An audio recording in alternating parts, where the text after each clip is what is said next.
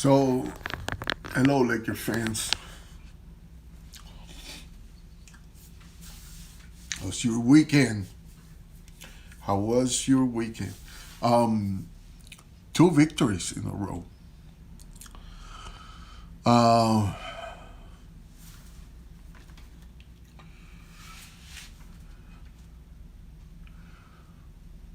I mentioned something about the tweet. I actually talked before about it. Um,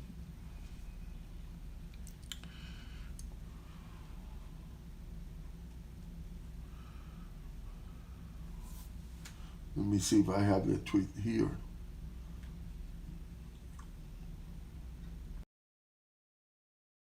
Um,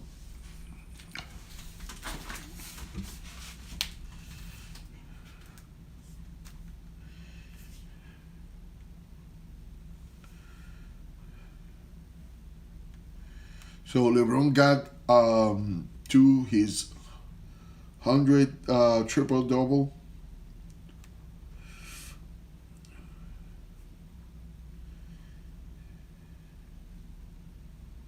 I think he passed Carmelo on that, or I'm not sure.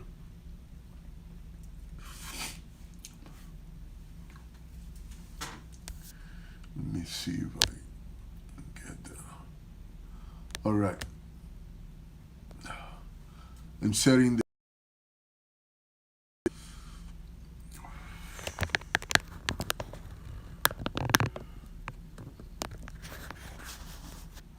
Let me set it on this side.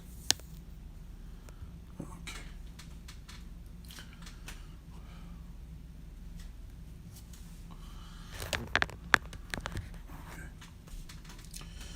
Um,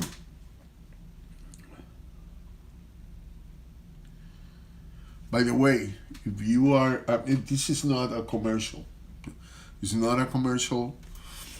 I'm not getting paid for endorsing, but uh, I'm doing these lives with Prism. You can get it uh, at the App Store or at the Google Google Play. I'm trying to go back to StreamYard, but right now I don't want to do StreamYard if I have to have the logo of Stream, which is the free version. So I want to do the paid version, which I did for a while. It was like $20 a month.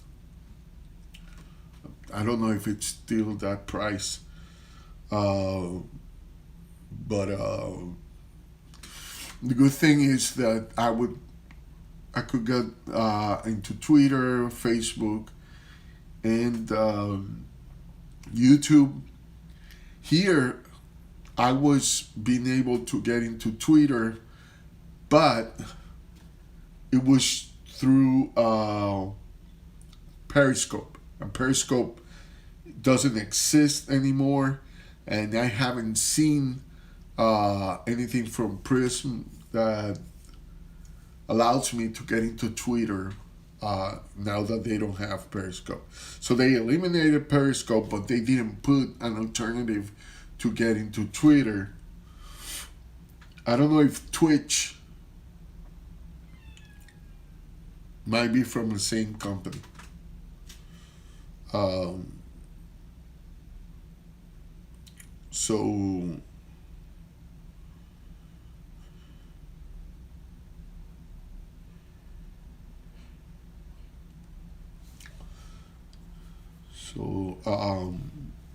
let me see.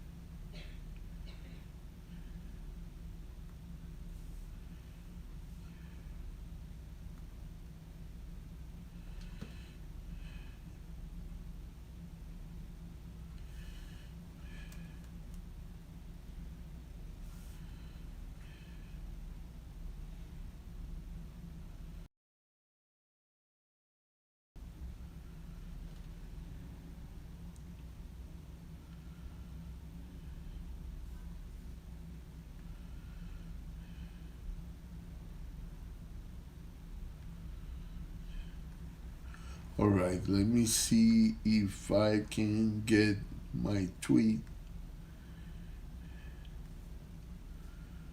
about.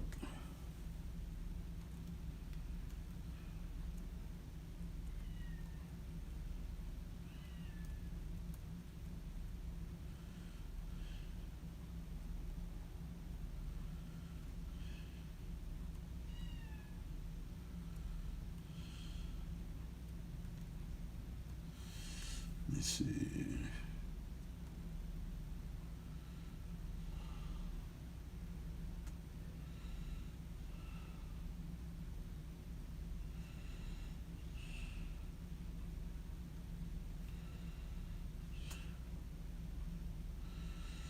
I don't know why I'm getting this.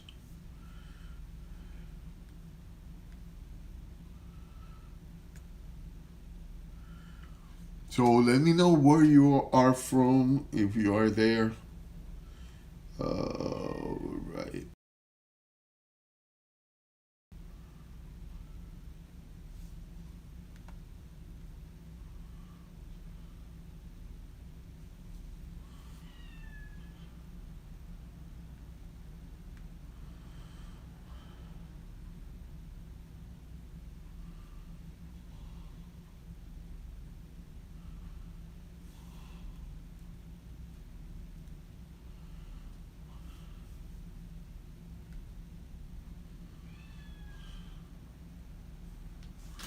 Okay.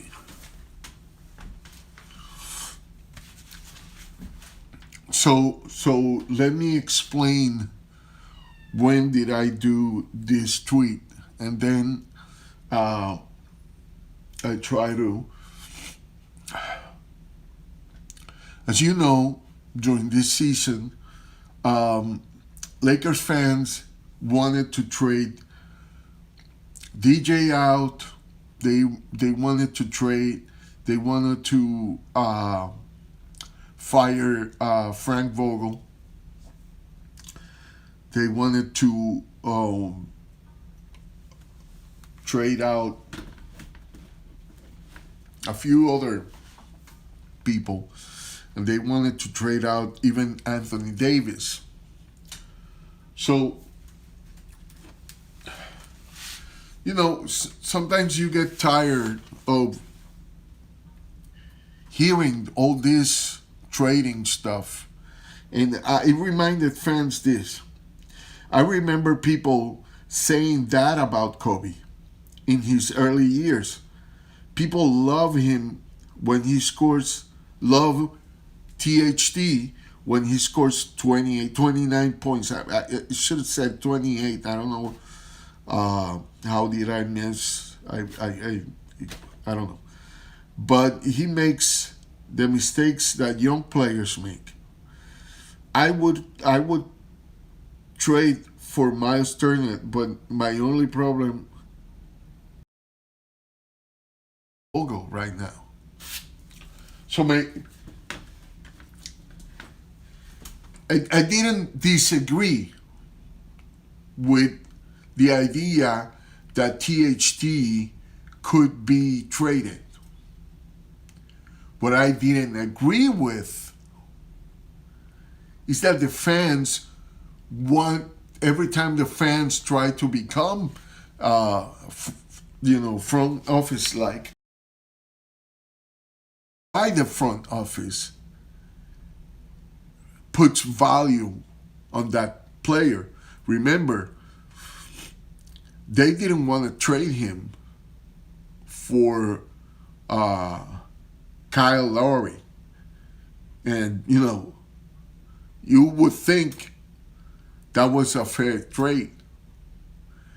But there are things that people that know players see in him that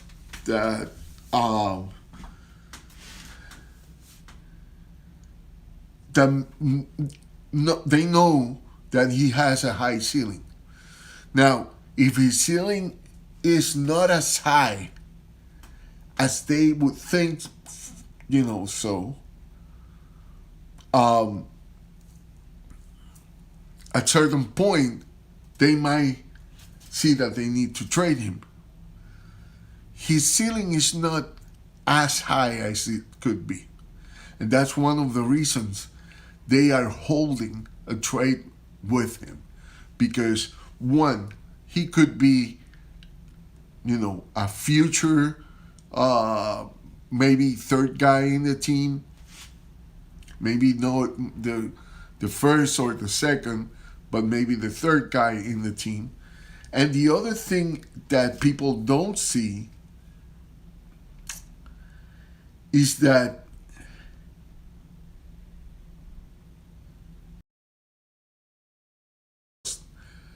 as a trade asset, he's still a trade asset that would involve a package. So he wouldn't be by himself a good trade asset. And I think the front office knows that. So I'm not against trading him, but I'm against this whole idea. So I use a hyperbole. A hyperbole is when you use the most extreme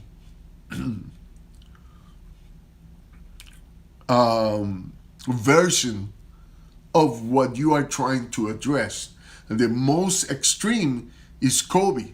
If we would have gotten away, fans, with trading Kobe, what different would be the history of the Lakers today?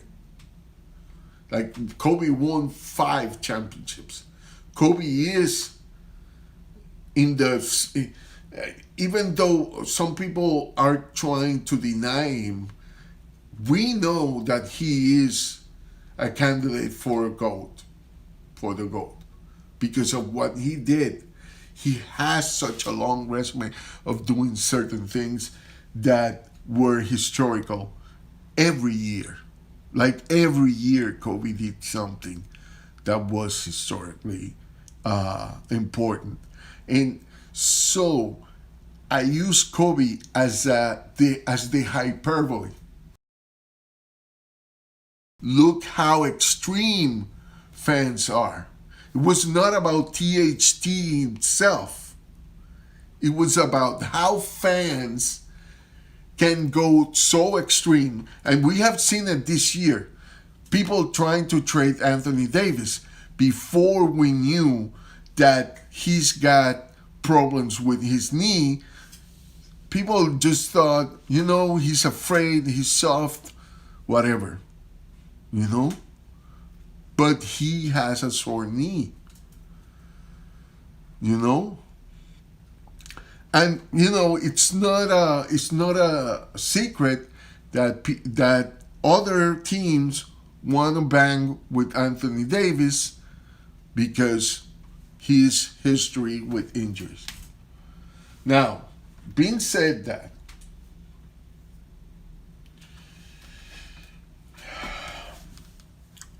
so in the last game, this is one thing I like about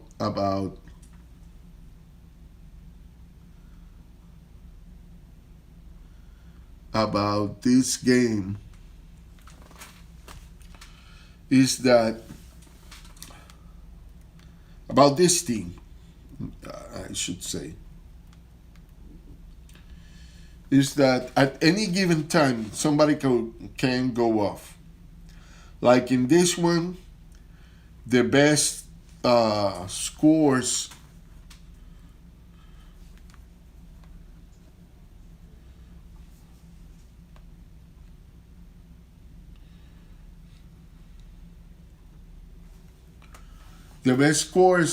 were LeBron with 30, Russell and THT with 19, Carmelo Anthony with 13. Even he had like a minus in the plus minus. And by the way, the guy you want to trade, Taylor Horton Tucker, had 50% from free throwing shots in this game, 3 out of 6, and he had 6 steals, and LeBron had 11 rebounds and 10 assists. He's now, I think, over Karl Malone in triple doubles.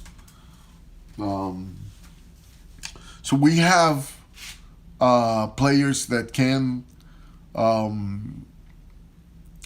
that you can count on at any time. But I think the problem with the Lakers is they are that good. So they are playing like they can turn on and this is not, this is not new. We saw that in the bubble, or that season, I may say, and we lost a lot of games that we could have won, though we ended up number 1 in the West, and then kind of, did that like in the last games, that before we could get to the playoffs, they kind of looked really bad, and then they turned it on the second game against the Portland Trail Blazers. So I think defense is getting tighter. And so, Taylor Horton Tucker had 6 steals, but he wasn't the only one.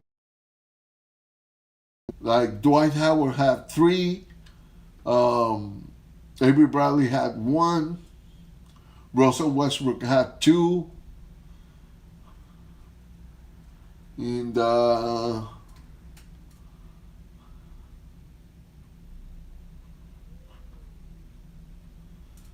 Austin Reeves, he didn't get a steal, though. I thought he did.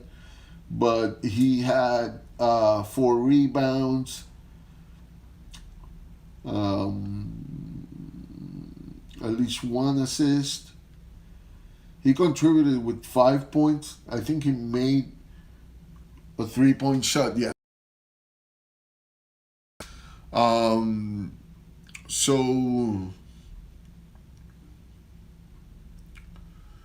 So I think the defense was a key that kept us in the game, even on the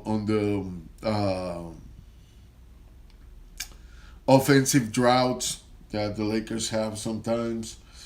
Everything really, every team has those droughts, and where they can get good looks and still not make the basket.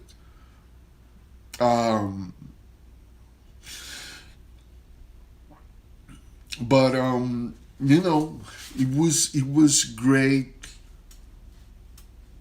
It was great defense.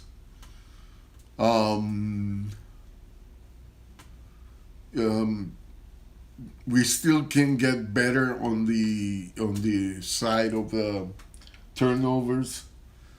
I don't have the stats for the.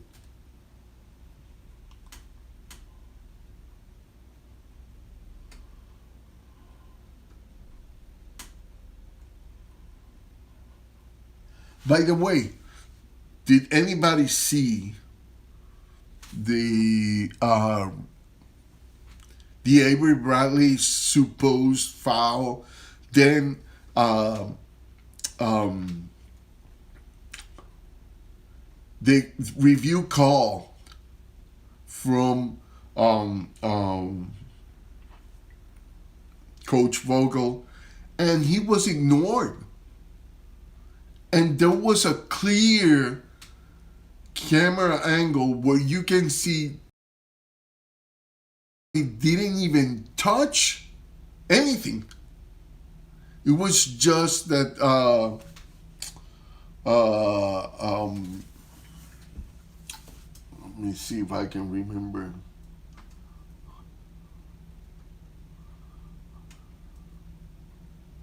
Cole Anthony, he had the ball. Cole Anthony just lost the ball. Had nothing to do with Avery Bradley hitting him. And you could see clearly on one of the camera angles that he didn't have anything to do with Cole Anthony losing the ball. But the refs, this thing with the refs against the Lakers, you know, the Lakers, they don't get calls that they should get. And it is a thing. It is a thing.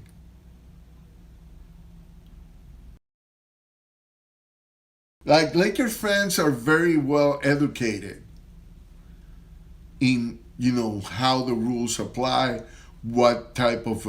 I'm pretty sure that most fans realize that. I didn't even check my Twitter feed on that.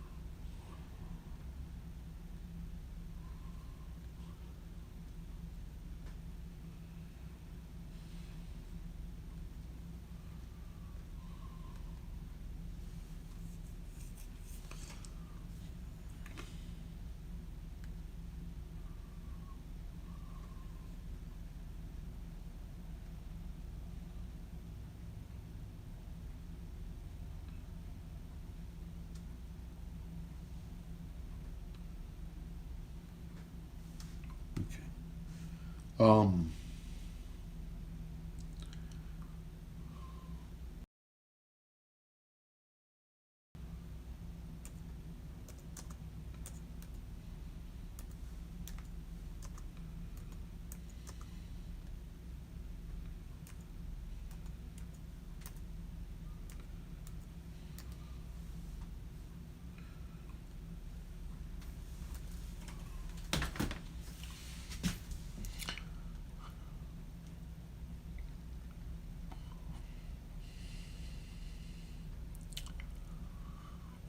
did anybody see that? Did anybody can comment on that?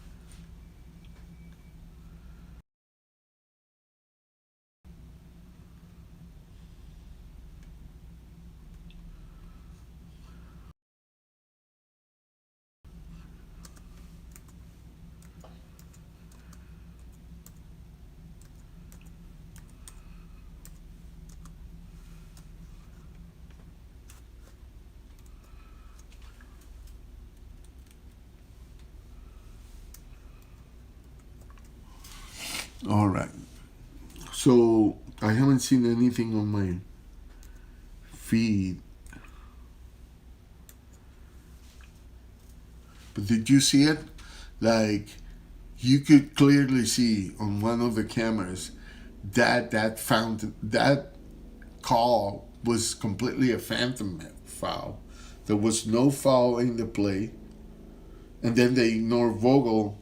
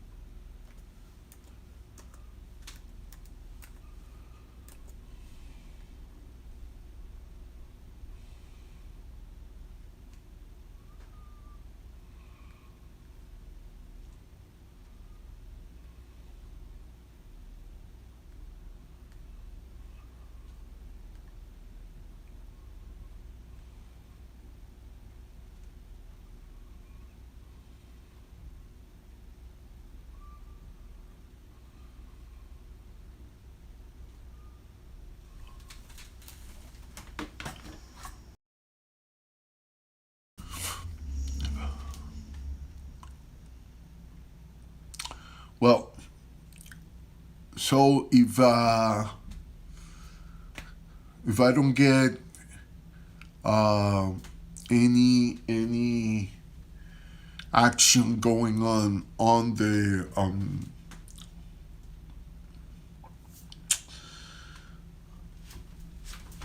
comments. All right, something fell down here. On the comments, I'm gonna just say, take care of each other and yourself, and may God bless you all. Bye-bye.